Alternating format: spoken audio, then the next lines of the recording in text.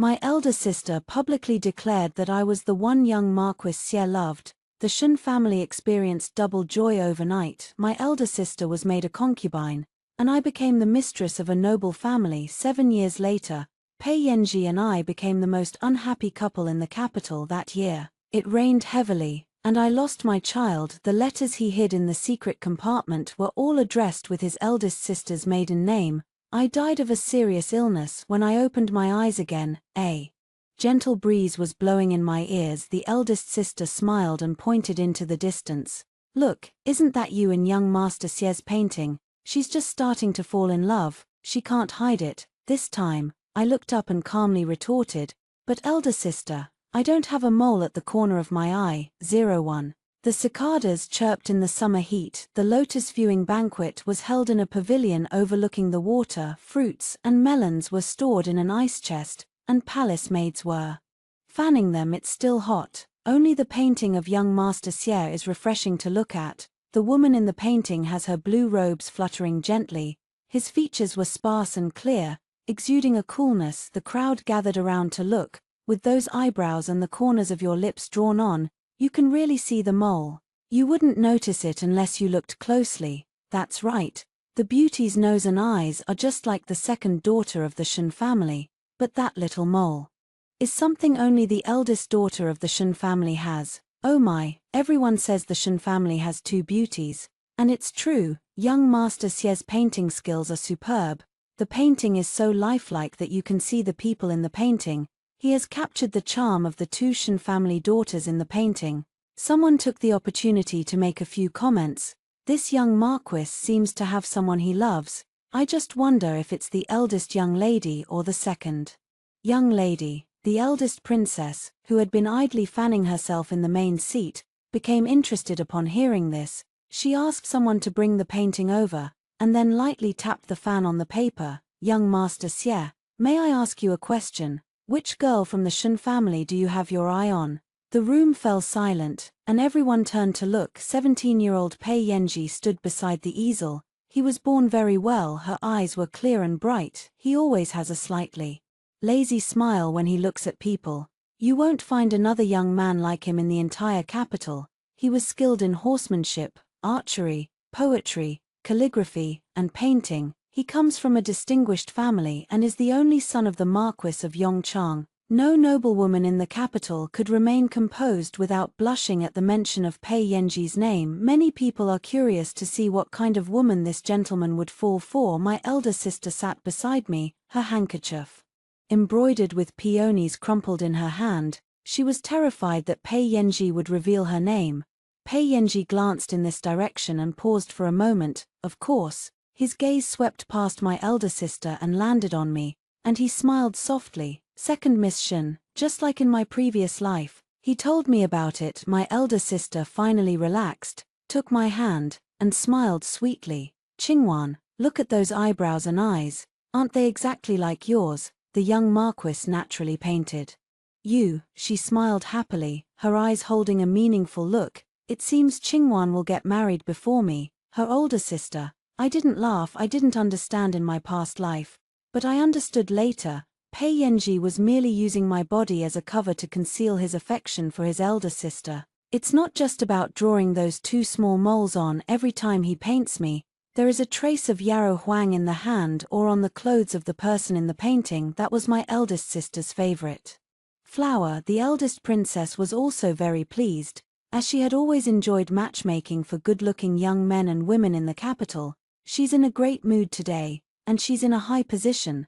The Shun family is already marrying above their station with the Marquis's family, especially since she is a concubine's daughter. Young Master Xie is a man of integrity. Since he is so affectionate, I will make the decision. I hereby grant you both a marriage. As soon as he finished speaking, congratulations rang out from all sides. I promised in my past life. I thought my older sister genuinely cared about me. I thought this marriage was a blessing I had come from above this time. I straightened my back and knelt down. Your Highness, I would rather not. The eldest princess frowned slightly, displeased. How? Does Miss Shun feel that the marriage I've arranged is unworthy of you? I lowered my eyes. That's not the case. This humble woman has no romantic feelings for the Marquis. The bond between siblings who grew up together is only that of brothers and sisters.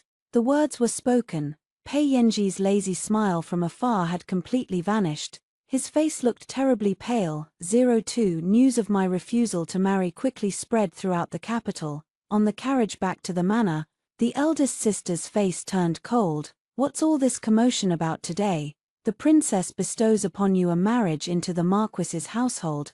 It is a blessing that others could only dream of. Young Master Xie and I have known each other since childhood. He is gentle and kind, a rare and worthy man.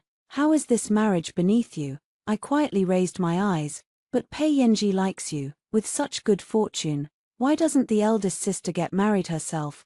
The eldest sister's face suddenly turned pale. Yes. My elder sister Shen Yunjiao and I are destined to enter the palace over the years. I have grown into a more handsome woman, and I look more like His Majesty's former empress than my elder sister does. The father hesitated and did not submit the name for a long time. The eldest sister feared that things might change if things dragged on. That's why they rushed to push me out, taking advantage of the princess's bestowal of a marriage.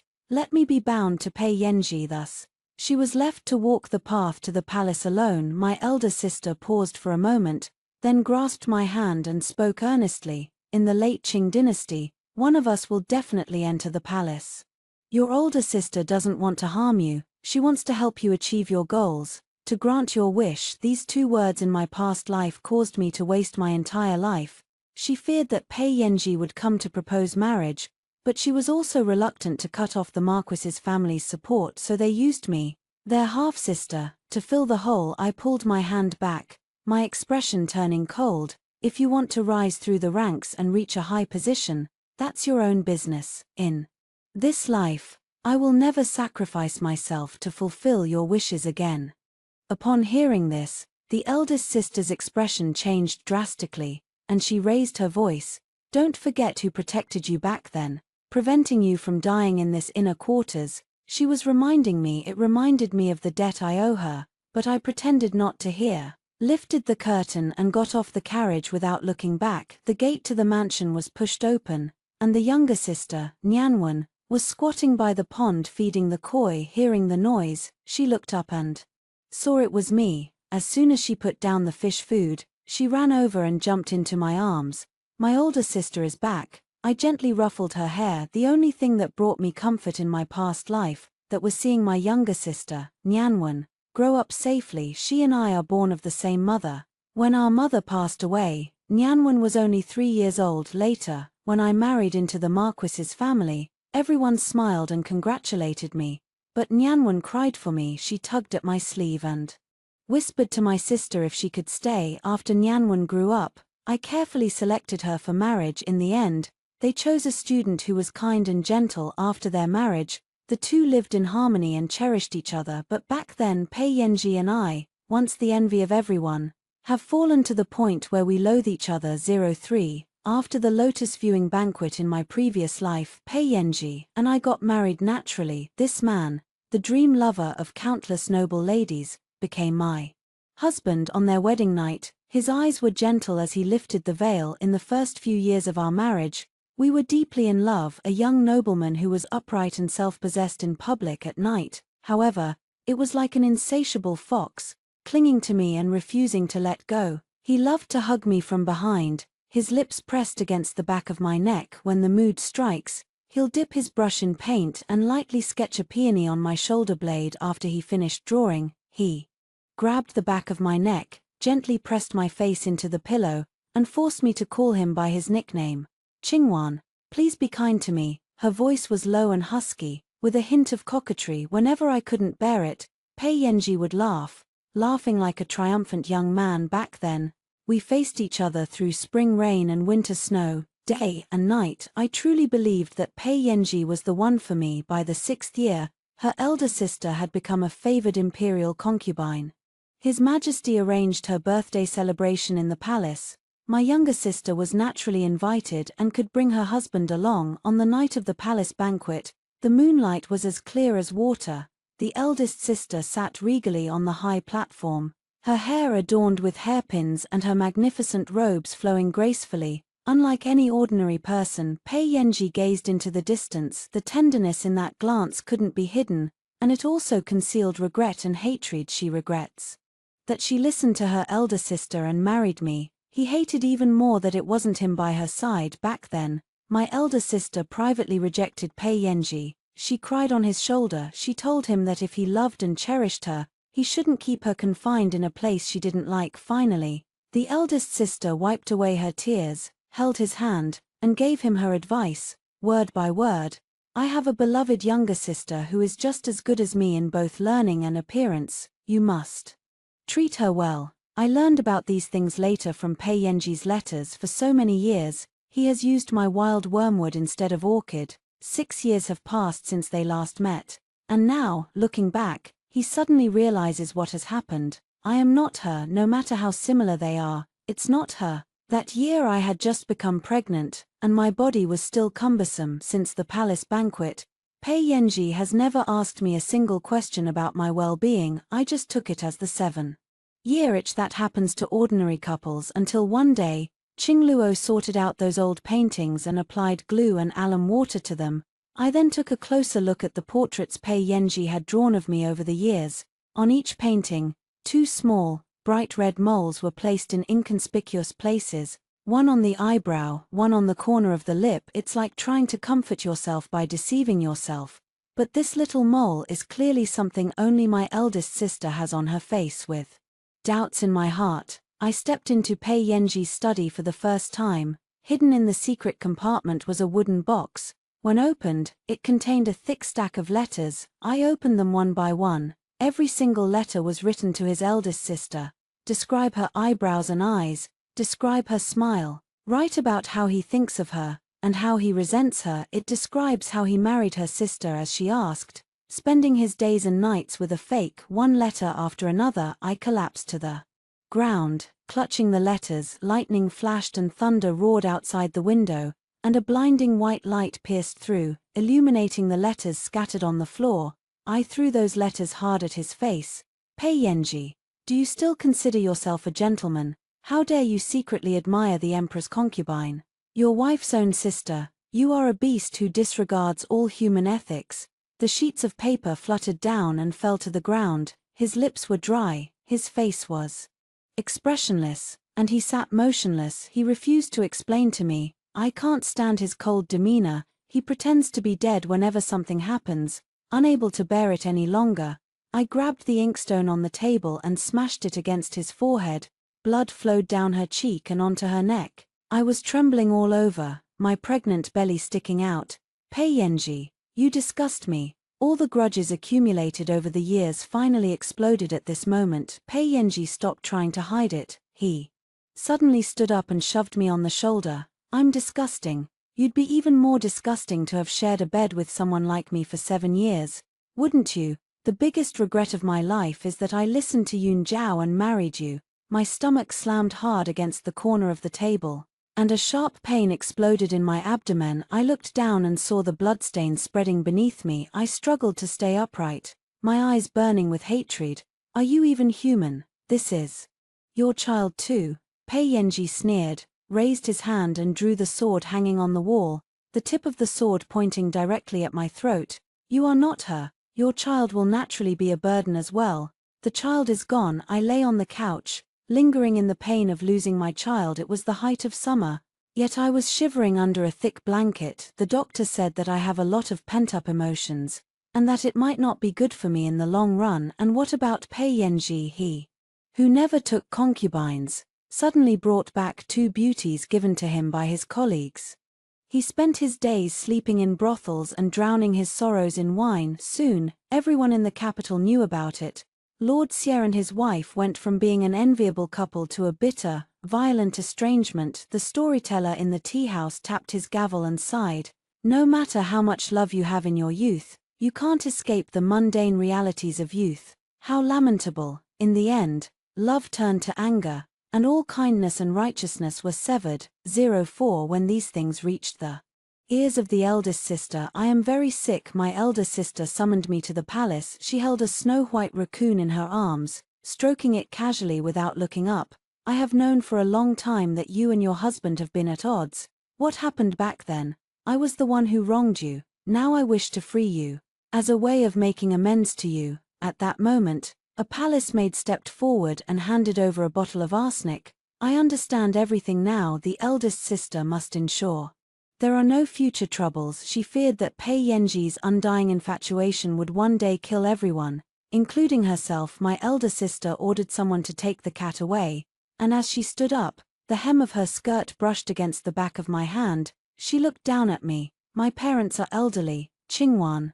You don't want your family to be implicated and die because of him, do you?" From the very beginning, the eldest sister knew everything. Knowing that Pei Yenji is in love with her, she wonders how she can use this affection to her advantage. If she takes a step back, he will become a pawn she leaves in the court. As she progressed, I became her spy planted in the Marquis's mansion. One day, Xie Yangzhu couldn't help but feel affection for her.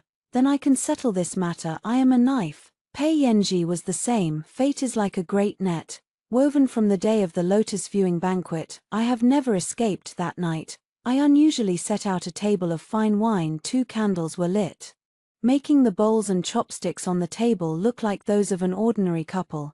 Pei Yenji stood at the door, looking somewhat unaccustomed to it. "After losing my child, I moved to another house to recuperate, and my husband and I have been separated for a year. Tonight is the first time I've ever taken the initiative to invite him." "My husband, you've come," I called out to him in a soft tone. It's no longer the tense standoff of the past. "They have been married for 7 years." Pei Yenji raised his sword and pointed it at me. I also left a scar on his forehead. "We are no longer the same as we were when we were young. Resentment and hatred are intertwined, and there is no turning back in this life." I poured him a glass of wine myself. "I was wrong about many things in the past. Let's drink this cup and let bygones be bygones, shall we?" Pei Yenji came with resentment, but when they saw how thin I looked, so thin that a gust of wind could blow me over, they didn't say anything more. He sighed, looked at the wine in his glass, and suddenly smiled. "Actually, you're not the best off,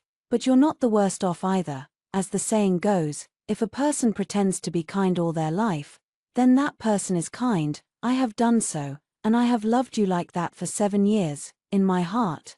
Apart from the imperial concubine, you are all that's left. What more could you possibly want? If you had done this earlier, I would still treat you the same as before, and our child would have been born long ago, and you wouldn't have to suffer like this now." He said it so matter-of-factly. It's as if I've been too docile and complacent, which is why I've ended up like this. Pei Yenji downed the wine in one gulp, and after putting down the cup, his tone carried a hint of condescending warmth. "People speak the truth when they're drunk. Sometimes I can't tell, and I'm confused about whether the person I love is you or her. If you didn't have this face, we might have been a miserable couple for life from the very beginning." I didn't interrupt, and listened quietly. "In the end, you were the one who spent more time with me. Let's pretend the past never happened. From now on, let's live a good life together as husband and wife." Pei Yenji continued speaking. Suddenly, a spurt of blood gushed from his mouth. He was exhausted, then realized something and suddenly looked up.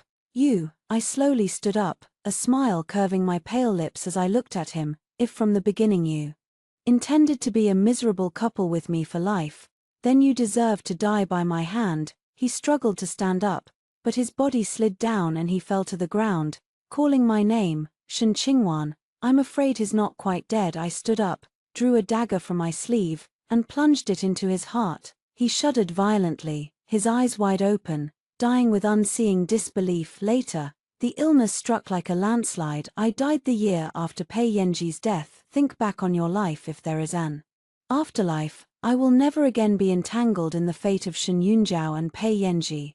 I want to live for myself for once. 05. I awoke from my dream to find my eyes filled with tears. Nianwen carefully wiped away my tears with her sleeve, without asking why. He then took out a piece of candy from his pocket and held it to my lips. "My sister is crying so sadly. He must have suffered a great injustice." I put the candy in my mouth, and the sweetness melted in my mouth. All the events of my past life are vivid in my mind, yet they have all vanished. God has blessed me with a second chance. Even if I publicly rejected the marriage proposal, It didn't work. A few days later, the Hu family's betrothal gifts were still brought into the Shun family's house, and my father happily accepted them. He summoned me to the front hall and warned me with a stern face, "I'll let it go that we were fooling around at the banquet last time. Lord Xie disregards past grievances and is still willing to marry you. In the days leading up to your marriage, you should stay home and wait peacefully for your wedding." Just like in her previous life, her elder sister was also preparing to enter the palace. My father spent his life pursuing wealth and prestige. He was not a native of Beijing after all. He had served as an official in the capital for many years, but his career had not been smooth. He never thought about his children's happiness. He only felt that his daughter was a ladder he used to climb to a higher position. I cannot disobey my father's orders these past few days. I keep dreaming about my past life. The lingering spirit of Pei Yenji from my past life has haunted my dreams for a long time. He was just a ghost, his face blurred, whispering seductively in my ear, chuckling softly. It kept me from getting a good night's sleep. "Shen Qingwan, in this life, won't you still have to marry me?" The voice was sinister. It felt like a cold snake crawling into my ear. "He stays in my dreams, coming every night when I wake up from a dream. I always have a furrowed brow and break out in a cold sweat." The next morning, I asked Qing Luo to hang 5 emperor coins in front of the door and sprinkle some glutinous rice on them, but he still came. I asked someone to invite a Taoist priest to perform a ritual at my residence. The Taoist priest walked around my courtyard, spat into the air, and swept his whisk around. "Pooh, something born from obsessive bad luck. If they are never reincarnated, they will come to harm people." He set up an incense table and burned talismans. He shook a copper bell and chanted scriptures for most of the hour that night. I finally got a good night's sleep, but rituals can drive away ghosts, not living people. The betrothal gifts have been received, and the date has been set. My father kept me under house arrest in the courtyard, waiting for the bridal sedan chair to arrive. I sat alone at my desk, spreading out a sheet of paper, holding my pen. I wrote a few lines under the moonlight. Qing Luo took the letter, nodded, and then quietly handed it out. "This lifetime, perhaps this person can pull me out of this quagmire." 06 These days, my father thinks I've resigned myself to my fate and has allowed me to go out and look for jewelry that I like. The jewelry shop owner waited at the door and quietly handed the envelope to Qing Luo. The carriage turned around and headed back, but before it had gone half a street, it suddenly stopped. I held onto the side of the car. A white horse blocked the way in front of the carriage. The person on horseback rolled off. Pei Yenji was dressed in a dark blue riding outfit, his hair tied up high, and he looked spirited and dashing. It attracted the attention of young women and older women on the street, who frequently turned their heads to look at it. He walked straight to my carriage, lifted the curtain, and barged in. Pei Yenji placed a food box in front of me and smiled. I used to be attracted to this face. Now I just stepped back a little and frowned. He secretly gripped a dagger hidden in his sleeve and said coldly, "Young Master Xie has entered the carriage of an unmarried woman without permission, which is against propriety." Pei Yenji, however, disagreed. He smiled and opened the food box. Inside were several delicate lotus-shaped pastries. The petals were layered upon each other, and they were still emitting a slight warmth. His eyes brightened slightly, as if he were trying to coax someone. "You were angry with me when I refused to marry you that day, weren't you? I know you can't go out these days, so I specially went to buy your favorite snacks. I came here today only to give you this and to explain to you what happened in the painting the other day." After saying that, he paused for a moment. The smile on his face faded a little, and he became serious for once. "These days, I keep dreaming about certain things. In my dream, we were in love for a lifetime, but later, I treated you very badly." It felt like I was experiencing it firsthand. In my dream, we were on the verge of breaking up. When I woke up, I cursed myself in the dream 100 times over, blaming Pei Yenji in the dream for treating you that way. After saying that, he raised his head, his gaze intense. "Qingwan, I didn't understand my own heart before. It was only after having that dream that I realized that you have always been the one in my heart. We are about to get married, and I will treat you well in the future." He spoke with absolute certainty, a hint of tenderness in his eyes, as if waiting for my response. There was a moment of silence. I looked at him, his eyes filled with only weariness. Young Master Xie, please have some self-respect. I made it very clear that day that regardless of whether the marriage goes through or not, I have no romantic feelings for you. His smile froze. Perhaps it was my coldness that stung him. Qingwan, why are you being so insincere? He suddenly curled the corners of his mouth in a self-deprecating smile.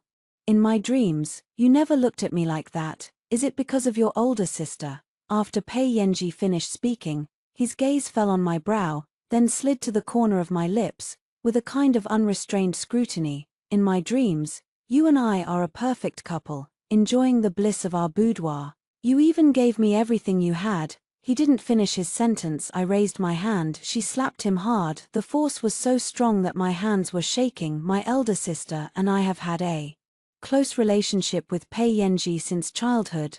After her biological mother passed away, after that, no one in the house cared about whether Nyanwen and I lived or died. My father had just been promoted and the whole family moved to the capital. The household was busy preparing a banquet. Nyanwen accidentally broke a pot of luoyang peonies. The old woman in charge dragged me into the yard, her fingernails digging into my flesh as she cursed under her breath. Tears streamed down my face from the pain, but I dared not cry out. He held Nyanwen tightly in his arms, turning his back to the old woman's slap. That's when my eldest sister rushed over. She raised her hand and slapped the old woman twice hard, leaving the old woman stunned on the spot. My elder sister stood in front of me and snorted coldly. What's the big deal about breaking a potted plant? She's the mistress. And who are you? Don't even mention these 10 blows today. I could deliver 100 blows myself. Get out of here. The old woman covered her face, not daring to say another word. The courtyard fell silent. The eldest sister turned around, her expression haughty. I can't stand your soft-hearted nature. It wouldn't be surprising if he were used as a tool by others one day, even if you deserve what you're going through today. After saying that, she turned and left. He left me with only his back to me. Pei Yanji happened to pass by. After everyone had left, he came over, took a small porcelain box from his sleeve, and put it in my hand. It's a plaster for relieving bruising. He was only about 10 years old at the time. His features hadn't fully developed yet, but he already had a very handsome smile. Does it still hurt? So much so that I never paid attention. The way he looked at his elder sister was true love. I came to my senses. Pei Yanji's cheek, where I had hit him, turned bright red, but he wasn't angry. The curve of his lips was cold, and he even grabbed my wrist and put it on his other cheek.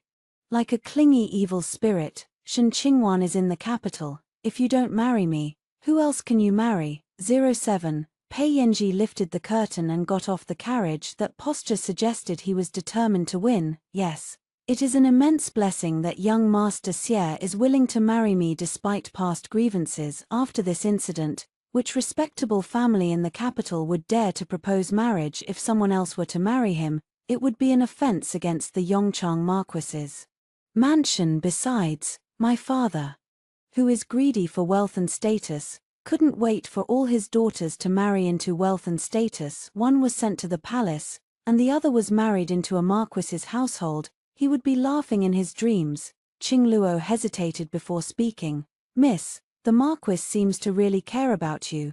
I shook my head. What he cares about is not getting what he should have gotten. He never saw me as a real person. In his eyes, I was nothing more than something he could take in, once the thing in his bag develops its own temperament, he will not be content with it. It was Pei Yanji from his past life who entered the dream as a wandering ghost. It only made the 17-year-old Pei Yanji feel a little guilty. Qing Luo nodded and took out a reply letter from her sleeve and handed it to me. The servant boy next to that official told me to tell the young lady. Don't worry, young lady. I took it apart. There was only one line of text written on it. It would be my great fortune to ask you to marry me. His handwriting is neat and upright, just like his personality, making people feel happy when they see it. He said he wanted me to marry him, but he is a prince, and I am just an unfavored concubine's daughter in a civil official's family. How can I be worthy of the title of marrying down? Qing Luo was also a little confused and asked me, young lady, is this gentleman truly trying to help you? I folded the letter, pressed it to my heart, and laughed.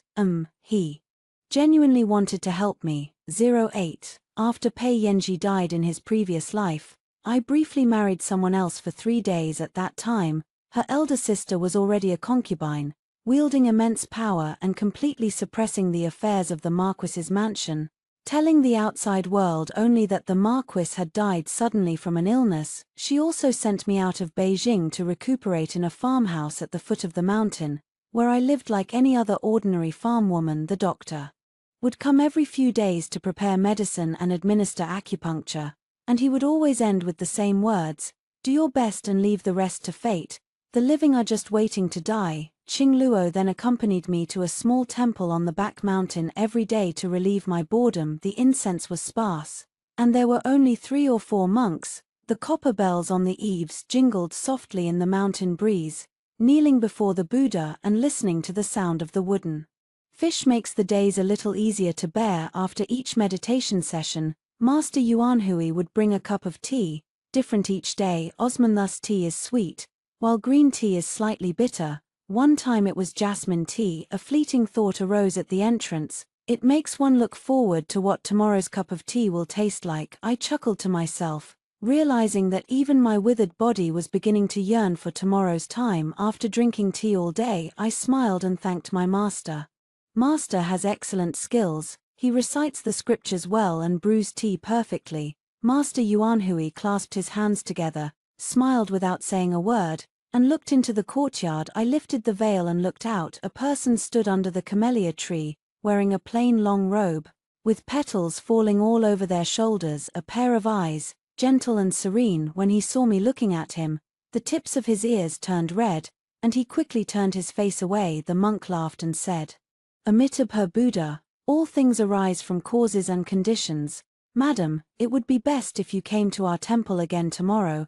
I later learned that the person who brewed the tea for me was named Jiyu Mingxian, His Majesty's 7th younger brother, infeft as Prince Chen. He is a person who does not covet power and prefers a life of leisure. He traveled extensively and never married. I only happened to visit the temple that day, and when they saw that I was coughing badly, they would wait for me with a cup of tea every time I finished my meditation.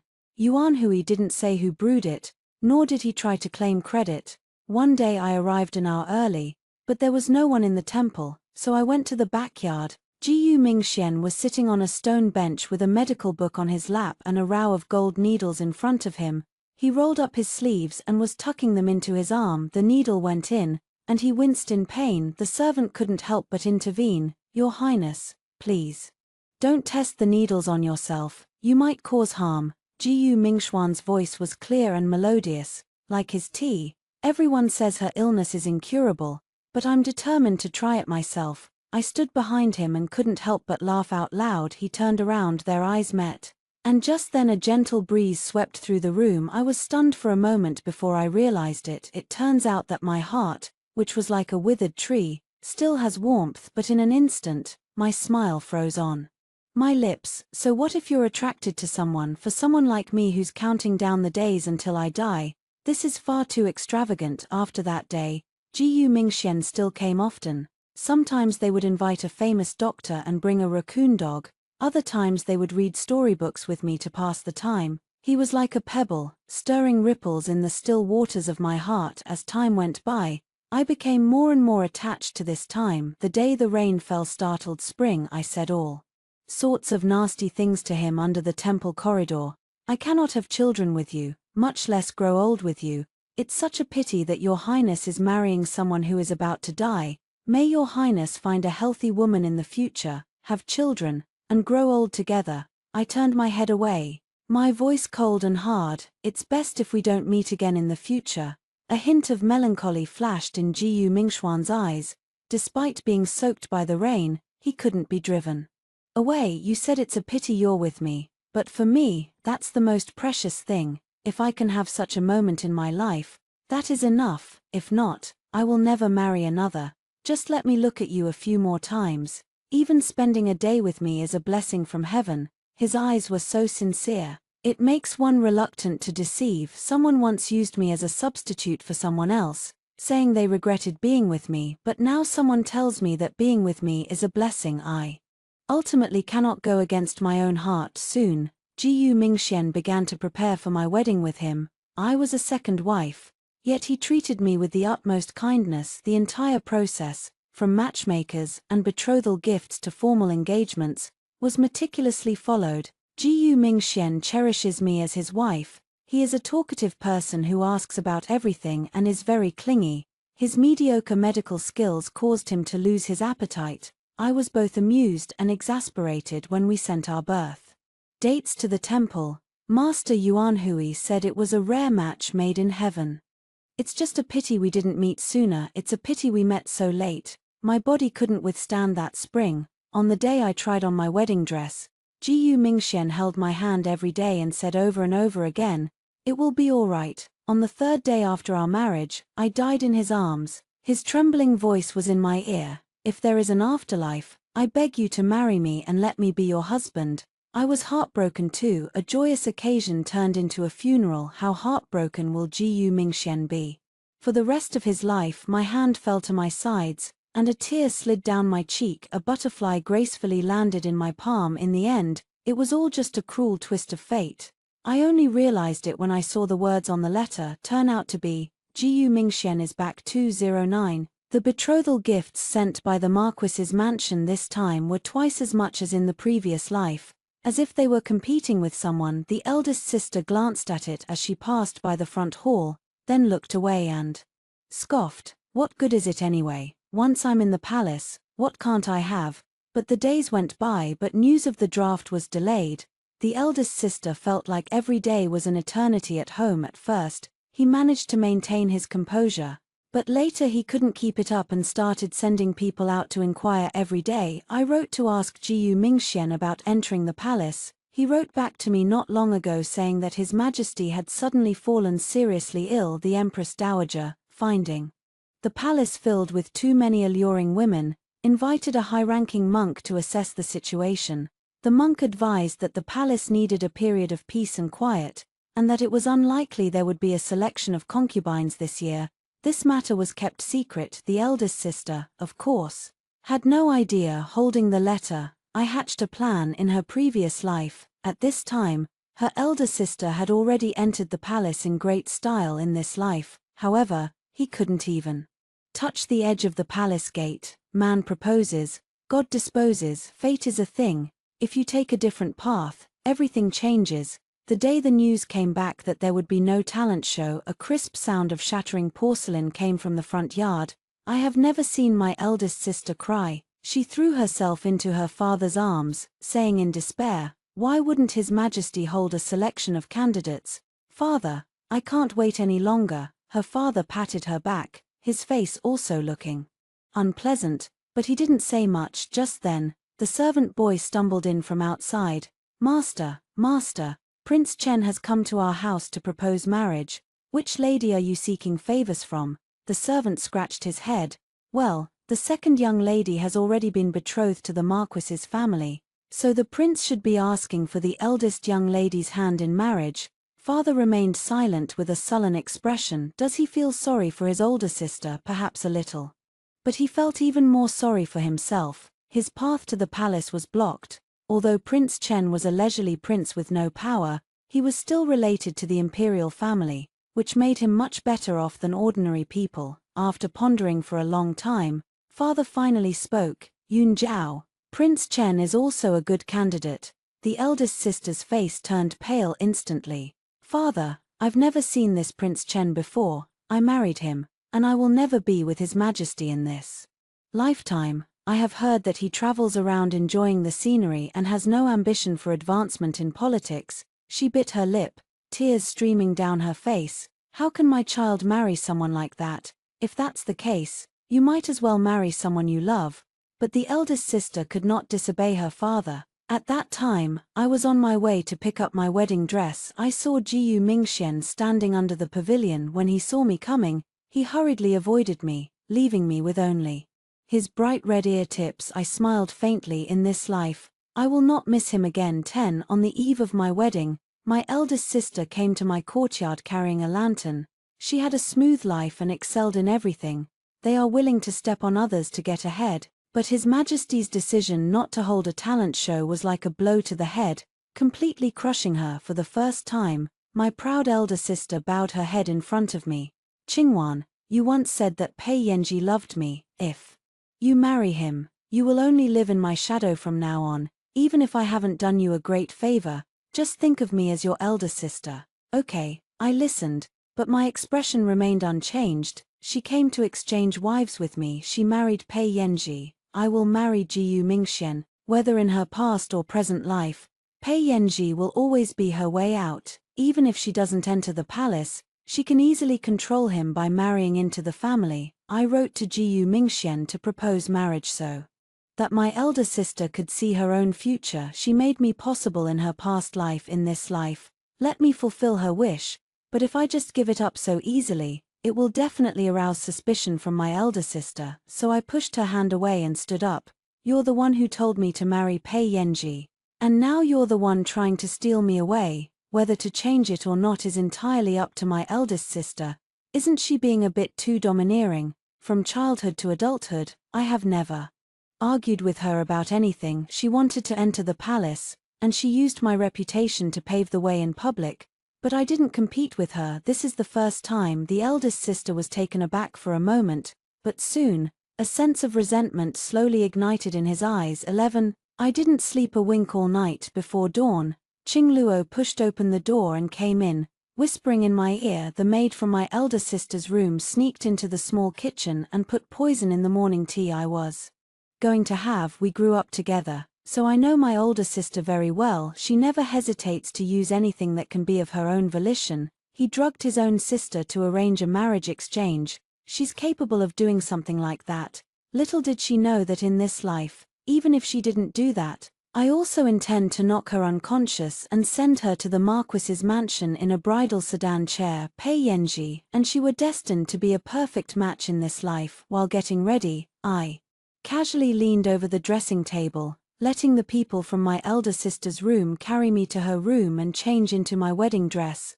The two daughters of the Shun family got married on the same day. Red ribbons were hung all over the street, and joyful music could be heard for miles around. Two bridal sedan chairs were parked at the crossroads. Pei Yanji and Jiyu Mingxian each sat on their horses, both dressed in wedding attire. The morning light fell on them. One had a flamboyant look, while the other was refined and serene. The sedan chair was about to depart. Pei Yanji outside suddenly reined in his horse and took 2 steps toward me. There can't be any mistake, right? It's always necessary to confirm things before getting married. The manager's voice was extremely troubled. Pei Yanji was displeased. He frowned and, disregarding everything, tried to lift the curtain of my sedan chair. The next instant, it was stopped by a cold, hard hand. Thank you, Lord Marquis, Jiyu Mingxian said, frowning as he stood in front of the sedan chair. Don't break the rules. The girl is not an object for you or me. She is a living, breathing person. This is not only impolite, but it will also hurt the feelings of the person inside the sedan chair. There was a brief silence outside. Pei Yanji remained silent for a moment, then smiled. That's true. He turned his horse around, his voice melodious. She's eager to marry me. How could she be mistaken? 12. After the formalities were completed, the noise gradually faded away. The red candles burned brightly, filling the room with tender warmth. I sat on the wedding quilt, which was sprinkled with peanuts and red dates. A faint smell of alcohol wafted over. Happy Cheng reached over and lifted a corner of the veil. I looked up and met Jiyu Mingxuan's gaze. The candlelight illuminated his profile. It made her peach blossom eyes appear even more gentle and warm. In this life, I married Jiyu Mingxian without illness or disaster. My eyes welled up with tears. After a lifetime, I finally married the man whose eyes were always for me. Without waiting for him to speak, I got up and threw myself into his arms. Jiyu Mingxian hugged me tightly, his chin resting on my forehead. My lady, you've finally married me. A summer rainstorm swept in, and the window panes creaked and groaned. Rain may fall on the peony, but it will eventually bloom. The rain stopped in the middle of the night. I nestled helplessly in Jiyu Mingxuan's arms, placed my palm in his, and compared their sizes. He gently enveloped my entire hand. A late-night conversation between husband and wife. I nudged Jiyu Mingxian and asked curiously, "So how did you fare afterward?" Jiyu Mingxian closed his eyes and mumbled something without responding. He pulled me closer to his chest and began to coax me to sleep in a half-hearted manner. My eyelids gradually slumped down. I didn't sleep well that night. I dreamt about what happened after I died in my previous life. Jiyu Mingxian knelt before the Buddha for the rest of his life. The camellia blossoms bloomed and fell, and he kowtowed with each step, his tears falling to the ground before his knees and forehead. The snow continued to fall, the accumulated snow hitting his bent back.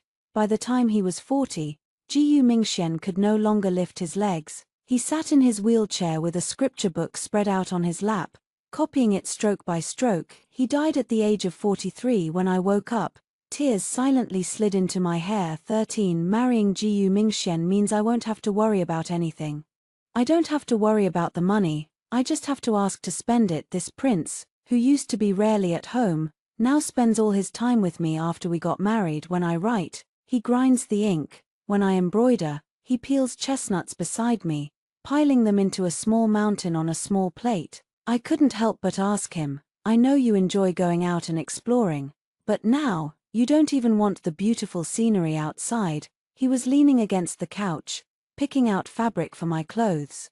When he heard this, he looked up and said matter-of-factly, "In the past, we had no home, so we made the world our home. Now that we have a home, we naturally want to stay and protect it. What if someone comes to steal it?" I chuckled. A prince of such high status.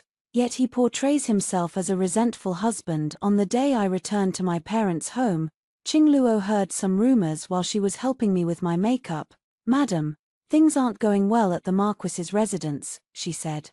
That after Pei Yanji lifted the veil that night, he somehow went to sleep in the side courtyard and refused to even enter the bridal chamber.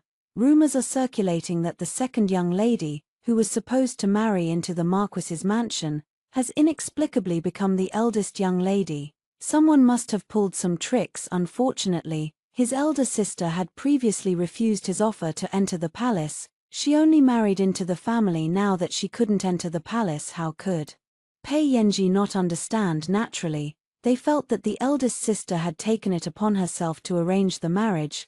The Marquis lost his temper and had a big fight with the young lady. I didn't say anything, but stared at the person in the bronze mirror. She raised her hand and took a bright hairpin inlaid with pearls, slowly inserting it into her temple. In his previous life, Pei Yanji's love for his elder sister was a long-held obsession hidden deep in his heart. That love was originally pure and flawless, which is why he cherished it for 7 whole years.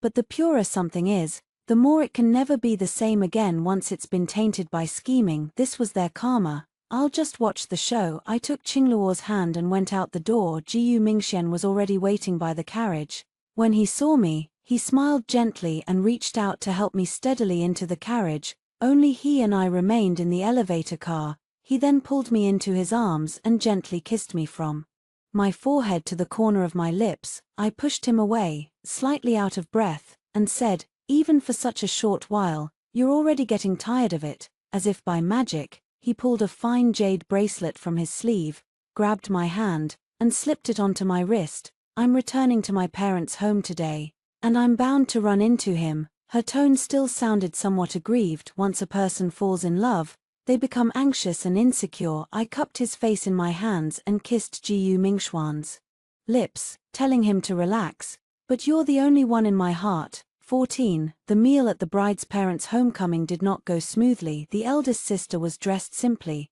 She sat beside Pei Yanji, no longer possessing the elegance of a noble consort from her previous life, and her brows and eyes were filled with weariness. Jiyu Mingxian sat beside me and picked out the coriander leaves one by one for me. The eldest sister picked up a piece of food and put it into Pei Yanji's bowl. Pei Yanji didn't look, but instead moved the bowl half an inch away. His gaze was fixed on Jiyu Mingxian's hand as he wiped my mouth, as if he wanted to burn that hand through. The eldest sister's face also turned very pale. No one was happy during the meal. After the meal, I returned to the courtyard where I used to live. Now Nianwen is staying there. She ran out of the house and threw herself into my arms, refusing to let go. "Sister, I miss you so much," now that she is the only daughter left in the household. Her father will not bother to take care of her. I stroked her hair and asked Jiyu Mingxian to tell my father that I wanted to take Nianwen away. Nianwen looked up at her. Sister, is your husband good to you? Yes, he's very good to me. Is your brother-in-law someone your sister likes? Yes, Nianwen is also my sister's favorite younger sister. She smiled, pursed her lips, and buried her face in my chest again before I could finish speaking. I sensed someone behind me before anyone knew it. Pei Yanji was already standing under the eaves. They probably heard every single word of the conversation just now. His voice was hoarse. Qingwan, do you really like Jiyu Mingxian? Nianwen was taken away by the nanny. Only he and I were left in the courtyard. He took a step forward, and tears welled up in the corners of his eyes. And what about me? I truly love you, whether in my dreams or now. My feelings have never changed. That dream felt so real. We've been husband and wife for so many years, and this was the first time I felt like I had a home. He spoke more and more urgently, his voice trembling. I know you've always lived cautiously since you were little, just hoping to have your own home and a husband who truly loves and cherishes you. I was wrong before. It was right for you to kill me in my dream. If this marriage was forced upon you by Shen Yunjiao, I will definitely seek justice for you. No matter who he is, I will take you back. It's all Shen Yunjiao's fault. I turned around and looked at him calmly. Pei Yanji, do you really think you're being sincere? He was stunned. You gave your true heart to your elder sister in your dreams. You used my appearance to draw her mole, and my body to hide her name. You married me, but you used me as a substitute, a cover, an excuse to continue loving her with a clear conscience. Your so-called true heart has only hurt me in the end. Now you say you've given me your true heart. Your sincerity has chased me from dreams to reality. Now, it is my eldest sister who is suffering these hardships. Your so-called sincerity will only ever hurt others. Pei Yanji stared at me intently, stubbornly refusing to look away. But can't we give others a chance to repent? I'm not feeling well either. I'm filled with regret for hurting you. I always felt that having been husband and wife with you for a lifetime, I naturally understand you better than he does. He clearly stole my wife. Footsteps could be heard coming from under the eaves. Jiyu Mingxian arrived at some point and stood by the pillar, his expression indifferent. What you say, Lord Xie, is quite amusing. He walked over and stood in front of me. If my wife had to choose again, she would still choose me. It seems he overheard what I said in the carriage. I reached out and placed my palm in Jiyu Mingxuan's palm. I turned around and mimicked the tone of my elder sister from my past life. What's done is done. I am now the princess consort of Prince Chen. My lord, you should behave yourself and not betray my elder sister again. After saying that, I took Jiyu Mingxuan's hand and walked out without looking back. Behind her, her elder sister stood at the other end of the corridor, her eyes red and swollen, having witnessed this for an unknown amount of time. 15. A year has passed in the blink of an eye. Nianwen moved into the prince's mansion. Jiyu Mingxian treated her even better than his own sister.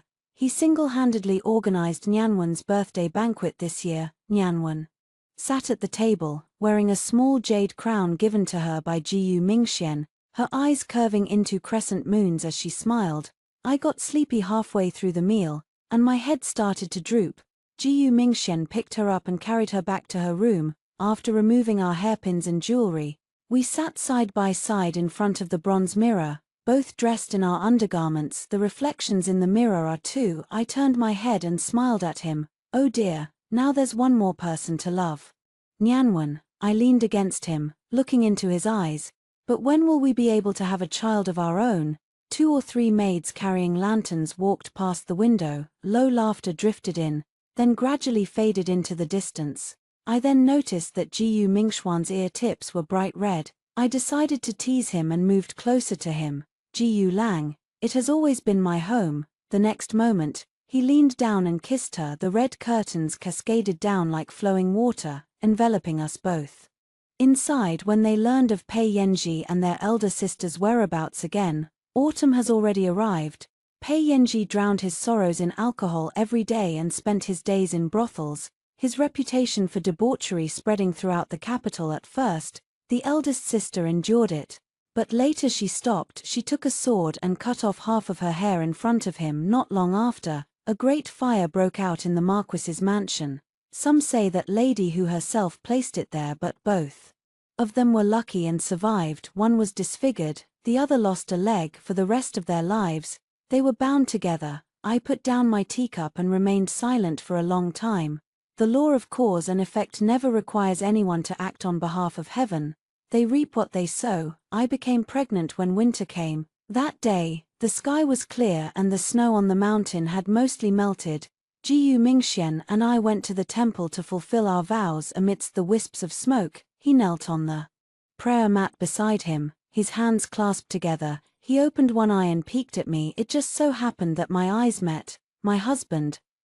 Let's give the child a name. He stopped and thought for a while. Call him Yuan. Enjoying life as it comes, I smiled and said, okay. After weathering storms, one returns to tranquility. True joy in life lies in simple pleasures. End of article. Extra. The day Yuan was born, the capital city saw its first snowfall of the winter. I was in pain from dawn till dusk, my voice hoarse from screaming, my hair soaked, and my body felt like it had been torn apart.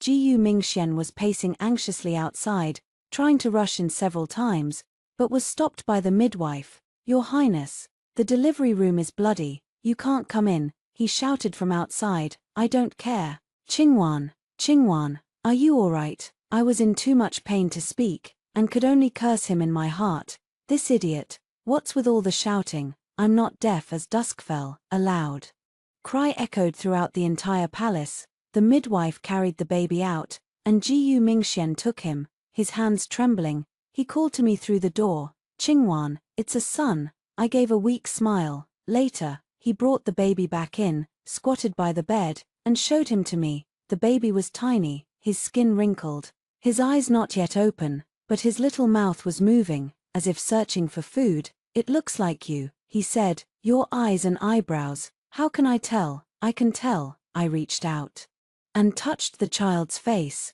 It was as soft as cotton. Jiyu Mingxian lowered his head and placed a kiss on my forehead. Qingwan, you've worked hard. My tears suddenly fell, not from resentment, but from an indescribable sense of fulfillment. In my past life, I lost a child. In this life, God has given me another. The child was named Jiyu Yuan. Jiyu Mingxian said, you means to meet, and an means peace. Meeting you brings a lifetime of peace. Nianwen hugged Yuan tightly, refusing to let go, and kissed his little face repeatedly. Big sister, he's so small, even smaller than the kitten at the neighbor's house. When you grow up, he'll call you aunt. Nianwen tilted her head and thought for a moment, then said, I don't want him to call me aunt, I want him to call me sister. I laughed. That won't do, there's a generational difference. Nianwen pouted and reluctantly said oh, then went to tease Yuan again. On the day Yuan turned 1 month old, a banquet was held at the prince's mansion. Not many people came, they were mostly from a few close families. Jiyu Mingxian didn't like socializing, and neither did I, but this was Yuan's big day, and it couldn't be too quiet. The Jiyu family arrived. Gu's mother held Yuan, her eyes red-rimmed, murmuring, this child looks just like you when you were little. I didn't respond, but I didn't stop her from holding him either. Gu's father sat to the side, silent and reserved, glancing at Jiyu Mingxian every now and then, as if he wanted to say something but hesitated. I know what he's trying to say. Jiyu Mingxian is Prince Chen, of royal blood, and his son is naturally of royal blood as well. But Jiyu Mingxian has never mentioned having Yuan's name recorded in the royal genealogy. He doesn't want to, and neither do I. We just want to live peacefully and don't want to get involved in all that trouble. After the banquet, Jiyu Mingxian held Yuan in his arms as they admired the moon in the courtyard. The moonlight was beautiful, shining brightly on the snow. I stood on the veranda watching the father and son, and a wave of emotion suddenly welled up inside me. What are you thinking about? Jiyu Mingxian walked over and handed Yuan to me. I took the child and leaned on his shoulder, thinking about my past life, thinking about that time I was holding Nianwen like this, watching other people's children being pampered by their parents. I thought I would never have my own child in this life. Jiyu Mingxian put his arm around my shoulder and said softly, it's all in the past. Yes, it's all in the past. When Yuan was 3 months old, he could already roll over. He lay on my lap, his little head straining upwards like a little turtle trying to pull itself up. Nyanwen clapped her hands beside her. Sister, sister, look how amazing he is. Jiyu Mingxian came back from court, and the first thing he did was to see his son. He lifted Yuan above his head, and the little guy giggled, drooling all over his face. Nyanan, call him daddy, he's only 3 months old, he can't say it. He will. Yuan grabbed his collar and cried out incoherently. I couldn't understand what he was saying. Jiyu Mingxian turned to look at me, his face serious. He did, he called me daddy, he was hungry. No, he was calling me. I was too lazy to argue with him, so I turned around to pour him some tea. He followed behind me, carrying Yuan like a tail. Qingwan, who do you think he looks like? You, how does he resemble me? Everything about him. He was satisfied and started spinning his son around the room. Yuan got dizzy from being spun around, his little mouth puckered, and he burst into tears. Jiyu Mingxian frantically tried to soothe him, but nothing worked. I took him from him, patted him gently twice, and Yuan stopped crying. Jiyu Mingxian looked at me with a complicated expression. He's close to you, of course, he's my son. He leaned over and kissed me on the cheek, then walked away as if nothing had happened. When Yuan was 6 months old, I received a letter from my eldest sister. The letter was delivered by someone else, the envelope was crumpled, and the handwriting was messy, as if it had been written in a hurry. There was only one sentence in the letter. Qingwan, I regret it. I finished reading the letter, folded it neatly, and placed it at the very bottom of my dressing case. Jiyu Mingxian asked me, aren't you going to reply? I shook my head. There's nothing to reply to. Some paths are chosen by oneself, and one must walk them to the end, even on one's knees. The eldest sister chose Pei Yenji, chose the Marquis's mansion, and chose that seemingly glamorous but actually thorny path. She thought she could control Pei Yenji, thought she could continue being the Marquis's wife, but she forgot that Pei Yenji was never someone who could be controlled. How could someone who dared to point a sword at his pregnant wife in his past life change in this one out of guilt? I've heard that things are getting increasingly difficult for the Marquis's mansion. Pei Yenji is drunk every day, spending his days in brothels, squandering most of the mansion's wealth. My elder sister has tried everything, arguing, fighting, even hitting him, but nothing works. When Pei Yenji is drunk, he calls out my name. When he's sober, he curses my elder sister as a slut. The entire Marquis's mansion is in chaos. Even the servants can't stand it anymore. One day, my eldest sister came to find me. She stood at the gate of the prince's mansion, wearing a worn-out jacket, her hair casually tied up, her face without makeup, looking more than 10 years older than before. When she saw me, her lips trembled for a long time before she finally managed to squeeze out, "Qingwan, please help me." I looked at her, feeling little emotion. Help with what? Help me get a divorce. I don't want to be with him anymore. I was silent for a moment, then said, if you get a divorce, where will you go? Back to the Shen family. Dad won't take you in. You were the one who wanted to marry him in the first place, and he didn't even try to stop you. If you go back now, he'll only scold you. The eldest sister's face turned pale. Then what do you expect me to do? Stay in the Marquis's mansion and wait to die? You chose this path yourself, I said. Why did you make me marry him in the first place? It was to get into the palace, for wealth and glory. Later, when you couldn't get into the palace, you still rushed to marry him because you thought he could give you everything you wanted. You never asked yourself what you really wanted. The eldest sister was stunned. What you want is to be loved, to be cherished.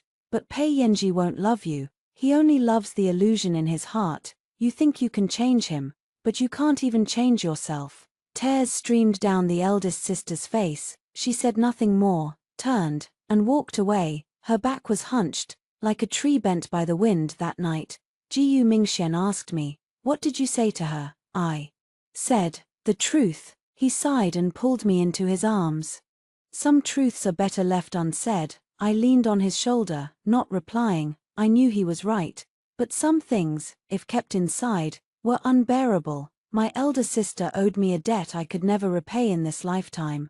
But I no longer hated her, nor did I want to have anything to do with her anymore. When Yuan was 1 year old, he could already stand up while holding onto the wall. He looked more and more like Jiyu Mingxian. His eyebrows, eyes, nose, and mouth were practically a miniature version of him. Jiyu Mingxian was extremely proud and would tell everyone he met, "My son, doesn't he look like me?" I rolled my eyes. "It's good that he looks like you. If he doesn't, you'll be crying." He chuckled and carried Yuan around the yard. Nianwen is already 8 years old and has grown into a beautiful young woman. She studied and learned to read and write with Jiyu Mingxian, and also learned embroidery from me, which she did quite well. Jiyu Mingxian said she was the most talented woman in the capital, and I said he was exaggerating, but he was telling the truth. Nianwen was embarrassed by the praise and hid behind me, refusing to come out. One day, Nianwen suddenly asked me, "Sister, can I live in the prince's mansion forever?" I was taken aback. "Of course you can. This is your home. But people say that when I grow up I will get married and can't live in your house forever." I knelt down and looked into her eyes. "Nianwen, you can marry if you want, or not if you don't. I'll take care of you for the rest of your life." She threw herself into my arms and cried. I patted her back, my heart aching. In my past life, I chose a good husband for her. In this life, I don't want to choose for her. Whom she marries is her own decision. When Yuan was 2 years old, he could already run and jump. He chased Nianwen all over the yard, calling out, "Auntie, auntie." Nianwen was panting as he chased her and hid behind me. "Sister, he can run so fast. You were like that when you were little." "No, I wasn't." When Jiyu Mingxian returned from court, Yuan rushed over and hugged his leg. "Daddy." He happily lifted his son above his head. "Were you a good boy today?" "Yes, Auntie said I was the best boy." I looked at them with a smile, feeling utterly at peace. This was the fulfillment I had earned in this life, the fulfillment I had gained through the suffering of 2 lifetimes. That autumn, I received news that my eldest sister was seriously ill and near death. I didn't visit her, not out of hatred, but because I didn't want to witness the final struggle of a dying person. Jiyu Mingxian went to see her in my place. When he returned, he looked unwell. "How is she?" "She's gotten incredibly thin." He paused. "She asked you about it. What do you want to ask?" "Asking how you are doing." "How do you say?" I said, "You're very good." I nodded and didn't ask any more questions. My eldest sister died on a rainy night. I heard she was all alone when she breathed her last. Pei Yenji got drunk at a brothel and wasn't carried home until the next day. The Marquis's mansion held a hasty funeral, without even a proper mourning hall. I sat by the window, listening to the rain outside, and remained silent for a long time. Jiyu Mingxian came over and draped a cloak over my shoulders. "Late Qing dynasty. Did you cry?" "No." He pulled me into his arms, resting his chin on the top of my head. "Cry if you want to. Don't hold it in." I didn't cry. It wasn't that I didn't want to cry.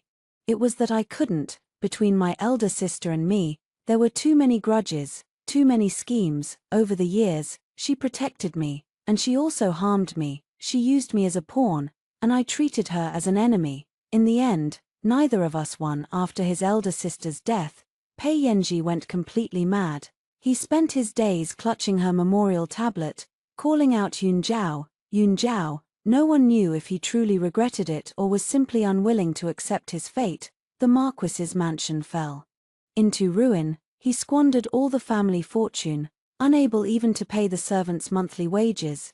In the end, it was the old lady of the Marquis's mansion who intervened, selling the residence, dismissing the servants, and taking Pei Yenji back to the countryside. I heard that he was calling my name when he died. I was drying osmanthus flowers in the yard when Jiyu Mingxian told me this. The sun was shining brightly, and the osmanthus flowers smelled sweet. I paused for a moment, then continued. "Drying them, he's dead," Jiyu Mingxian said.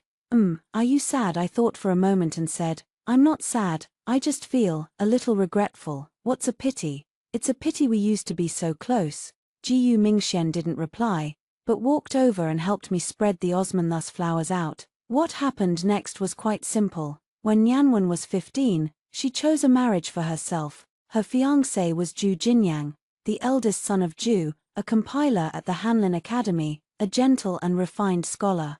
They met at a flower viewing banquet, and Nianwen fell in love with him at first sight. When she returned, she told me, "Sister, I want to marry him." I had Jiyu Mingxian investigate. Zhu Jinyang is of good character, comes from a respectable family, and has no bad habits. I met with the Zhu family. Madam Zhu is kind, and Master Zhu is upright. They are a respectable family. On the day the marriage was arranged, Nianwen hugged me and cried, "Sister, I can't bear to part with you." I patted her back and said with a smile, "If you can't bear to part with me, then don't marry. I'll take care of you for the rest of your life." She smiled through her tears and said, "That won't do, he's still waiting for me." On her wedding day, Nianwen looked absolutely stunning in her bright red wedding dress. Jiyu Mingxian carried her out of the house, and she cried uncontrollably on his back, "Brother-in-law, you must be good to my sister." "I will." He paused. "You must be good to me too." After Nianwen married into the family, she lived a very good life. Zhu Jinyang treated her extremely well, and the relationship between mother-in-law and daughter-in-law was harmonious. With the couple deeply in love, she would come back to see me every few days, each time bringing a large amount of gifts. I told her it wasn't necessary, but she said it was just a small token of her appreciation. When Yuan was 5 years old, he could already recite poems. Standing under the eaves, he recited with a swaying head, "Guan Guan cry the ospreys, on the islet in the river, a fair maiden, a gentleman's good match." After finishing, he turned to me and asked, "Mother, what is a fair maiden?" I thought for a moment and said, "It's when your father looks at me." He nodded as if he understood, and ran to find Jiyu Mingxian. "Father, are you a gentleman?" Jiyu Mingxian was reviewing documents when he heard this and looked up. "What's wrong?" Mother said, "A fair maiden is when you look at her, and a gentleman is you, right?" Jiyu Mingxian smiled and pulled me over. "Yes, father is a gentleman, and your mother is a fair maiden." Yuan ran off satisfied. Days passed by like this, uneventful as water, yet bringing a sense of peace. Once, Jiyu Mingxian took Yuan and me to a temple to fulfill a vow. It was a small temple I had visited in my past life. Master Yuan Hui had passed away, and a new abbot had taken over. The camellia tree was still there, much taller than before. I stood under the tree, thinking of that person from my past life, the one who brewed tea for me under the camellia tree and used himself to test needles. Now he was right beside me, holding my hand, watching the flowers bloom and fade with me. "What are you thinking about?" he asked. "I miss my past life," I said. "I miss the way you brewed tea for me under the camellia tree." He smiled, his eyes crinkling into crescents. "At that time, I thought that if I could marry you, my life would be worthwhile." I leaned on his shoulder and whispered, "And now, it's even more worthwhile now." Yuan was chasing butterflies in the yard, running until he was covered in sweat. Jiyu Mingxian called him back to drink water, but he refused, insisting on playing a little longer. Helpless, Jiyu Mingxian had no choice but to take the water cup and run after him. Looking at them, I suddenly remembered those things from my past life. All the hatred, resentment, and bitterness had vanished with time. Now, all that remained was this person, this home, and those small, warm everyday moments that winter. It snowed heavily in the capital. Yuan was building a snowman in the yard, making a crooked one, which he called Daddy. Jiyu Mingxian said it didn't look like him, but he insisted it did. The father and son argued for a long time, and finally Yuan cried. Jiyu Mingxian had no choice but to give in. "It looks like him, it looks like him, it looks like him." Yuan stopped crying and laughed, then ran off to build a mother. I stood under the eaves watching them, and my heart felt warm. Sometimes I think of my eldest sister, and of the days we spent in the Shen family. She protected me, and she hurt me. She gave me a home, and she destroyed it. In the end, she left nothing behind. No children, no lover, no home, only a desolate grave, buried on a hillside outside the city. One year during the Qingming festival, I went to pay my respects at her grave. The grave was overgrown with grass, and the words on the tombstone were blurred. I knelt down, pulled up the grass, and placed a bouquet of flowers there. It was a bouquet of peony, her favorite flower. "Elder sister," I said, "I won't hate you in this life. In the next life, let's not fight so much." A breeze blows, and the flowers sway gently.